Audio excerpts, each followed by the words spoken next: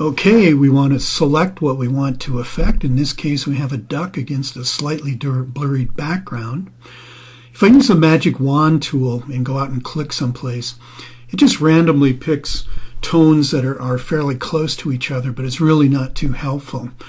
The recommended tool is a quick selection tool, and I do have this set at 4 points as far as the size. What you want to do is very carefully, very slowly, brush along the duck to select as much as possible.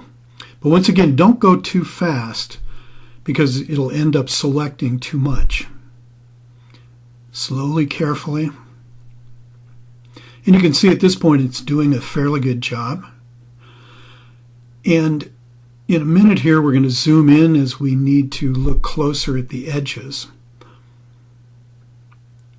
This particular tool I really feel has artificial intelligence built into it, that it kind of learns as you go with whatever subject you're trying to select. Now we're running into an area where the subject and the background tones are kind of matching up a little bit, but we'll do as much as we can and come back later and fine-tune it. Still in the quick selection tool. And I want to make sure it's in the add format. Now I'm going to switch over to the Polygon Lasso tool. Hold down the Shift key, click, take your hand off the Shift key, and then click, move the mouse, click, move the mouse, and go back to your starting point to add to that selection. Here too, I'll go back to the quick selection tool. See if we can grab that little area there. And also right there. Slowly, carefully brush over there. And as you get to smaller and smaller areas, you want to make your tool smaller by hitting the left bracket key to make it go smaller. And the right bracket key will make the tool size get bigger. But we're going along here, and as you can see, it's actually doing a fairly decent job. And in some of these complex subjects with a lot of tone, a lot of different colors, you simply have to put quite a bit of handwork into it to get the selection correct. Now I'm going to go to the Polygon Selection tool. I did Alt or Option, and then click, move the mouse, click, move the mouse, go back to your starting point to subtract. Now I hold down the Shift key, then click, let go of the Shift key, then click, move the mouse, click, move the mouse, and go along the silhouette. And you can see we're gradually adding material in there. And this tool does create just straight lines by click, move the mouse, click, move the mouse. But if you make small moves, you can get very precise about what you're selecting. And we always need to come back to our starting point and filled in that selection. We added on to it. Right there we want to add a little bit. So Shift, click, let go of the Shift key, come back to our starting point. Now I want to get the lower part of the head there. So Shift, click, let go of that Shift key, click, move the mouse, click, move the mouse. Just continue and come back to your starting point. That will add to the selection. And down here we've got some wing tips we're going to work with. And I held down the Shift key, click, took my hand off Shift. Now I'm just click, move the mouse, click, move the mouse. I'm being careful not to click too fast, because if you actually double click, the selection will complete itself. So click, move the mouse, try to be as accurate as possible going along here.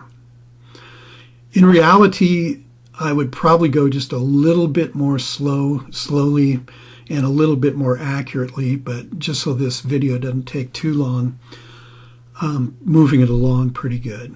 Did another Shift, click, take your hand off Shift, and then simply click, move the mouse, click, move the mouse, come back to your starting point, and Shift again. Sometimes you have to kind of guess where the edge of your subject is. But we can always fix that a little bit later too if it happens to be off. And always come back to your starting point. And to move, I use the space bar, hold it down, and hold the left mouse button down and drag. That moves me along. And it doesn't matter what tool I'm in. And I'm doing some adding here. And you notice as I'm moving, once again, I'd hold the space bar down. I'd keep the left mouse button down and drag myself to a new position. Then let go of the space bar, let go of the mouse, and it'll return to the tool that you are using. That's a real easy way to move yourself around your subject, especially when you're zoomed in like we are here. And we are zoomed in at 400%, which when you're really getting down to the critical stages of refining a selection, that's a good magnification to be at.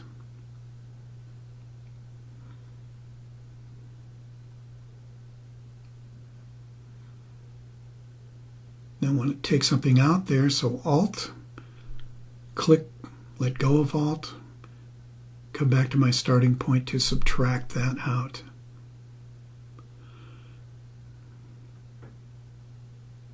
Adding a few little spots here. And because we are zoomed in so much, once we get back to 100% magnification, you'll see that what might look like small errors here, actually it's very forgiving, and that actually we're being very precise. And come back to our starting point to add to that selection. And here's an add move here. And once again, you can see you just have to put some time in to be able to really refine that selection. And what we want to do here overall is be able to get this duck selected as precisely as possible, put it on a new layer, and then deal with the tone and color so we don't affect the background layer. And then also in the background layer, we're going to go ahead and blur that a little bit more, which we'll see later. Doing a few more add moves here. And add move here to add that little bit.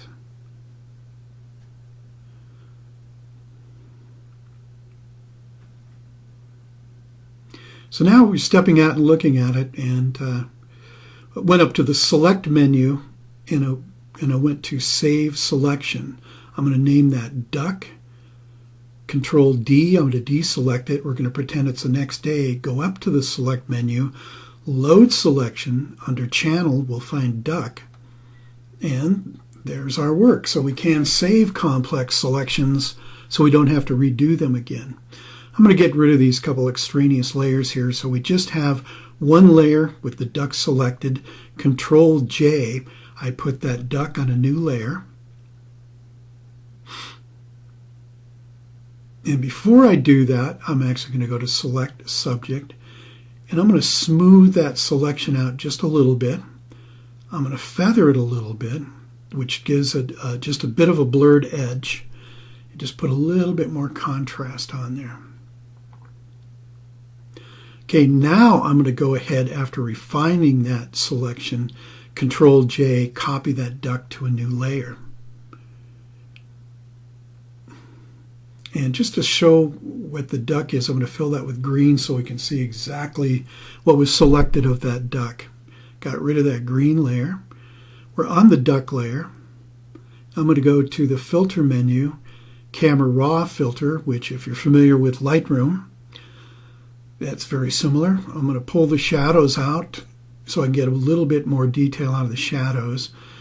I'm going to darken the highlights just a bit, and I'm going to use clarity to put contrast just into the mid-tone area. And we can see that we made that duck pop just a little bit more. And we're going to do an adjustment layer of hue and saturation, and I clipped it to that duck layer so that it's only going to affect the duck layer, not that background layer. Took the blues, I saturated that a little bit. The other colors I think look okay. And you can see when I turn them off and on that we made that duck pop a little bit. Okay, now I'm going to go to the background layer. I'm going to go to the filter menu and blur and do Gaussian blur.